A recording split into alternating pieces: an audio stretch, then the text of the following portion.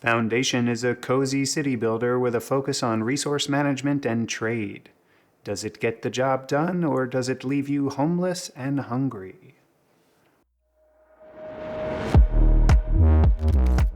My name is Thoraxe, and this is Strategy for Busy People. If you've got a few minutes, I'll tell you what to play. City builders really get my creative juices flowing, and it shouldn't surprise anyone that I've given Foundation by Polymorph Games a try now that it hit its 1.0 milestone. I've got almost 20 hours in this game.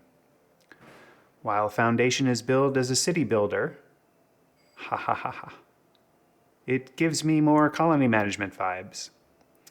The core of the game is managing your villagers' needs, but the devil is in the details. You start from extremely humble beginnings with a city center and a few serfs, and as in most of these types of games, you get started by chopping wood and hauling rocks.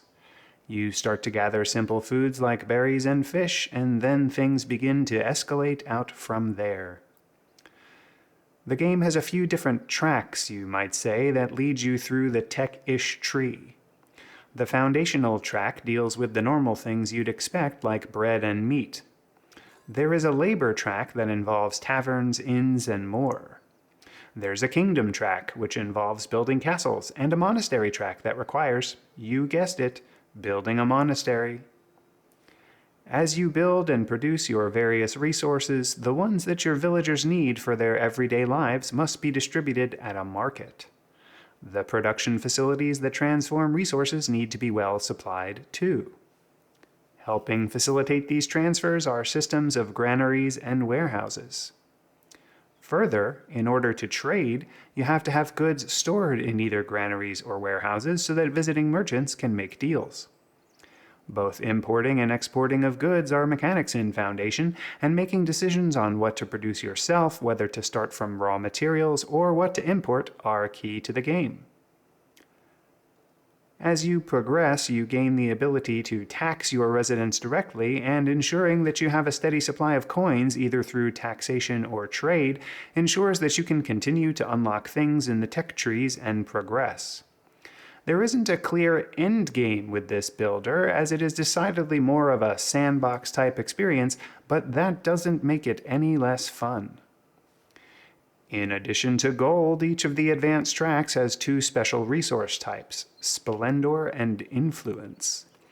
You gain influence by completing special quests that come up, which usually are in the form of delivering a pile of resources to the track owner. As an example, the Labor Party may show up wanting a giant pile of wood, so you have to stockpile at least that much in a warehouse, and then hand it over to them in exchange for, usually, both gold and influence. Splendor almost always comes in the form of decorating buildings with bushes, benches, and small additions, which leads me to the topic of additions. A lot of the buildings in Foundation are expandable or modifiable in some way. One of the typical types of buildings you will find yourself expanding or modifying are the various flavors of manor houses. The aforementioned tax collector needs a specific building which can then be modified with additions to give it extra rooms, for more collectors, which is a waste as opposed to distributing more locations. Your church can be expanded. Your tavern can be expanded. You can unlock improvements to things like the storage buildings or the production buildings, which allows them to be expanded too. While you do all of this, your villagers roam around and do their thing, and they also have levels associated with them. Higher class villagers, like commoners or citizens, are better at doing fancier jobs like butchery or coopery, generate more taxes, but also have more unique needs.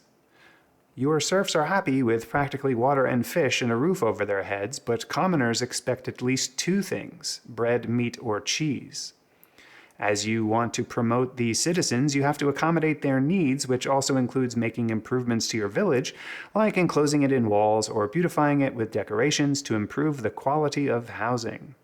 Fortifications also allow you to improve the density of housing, which means you can cram more folks into the same place.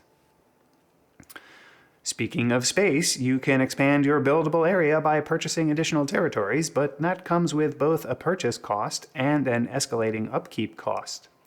And a lot of your buildings, too, have an upkeep cost. So ensuring that your incoming funds is greater than your upkeep and construction expenses is the way to not go bankrupt. One thing I haven't mentioned thus far is the painting mechanic. Many of the buildings in this game operate on a painted zone concept.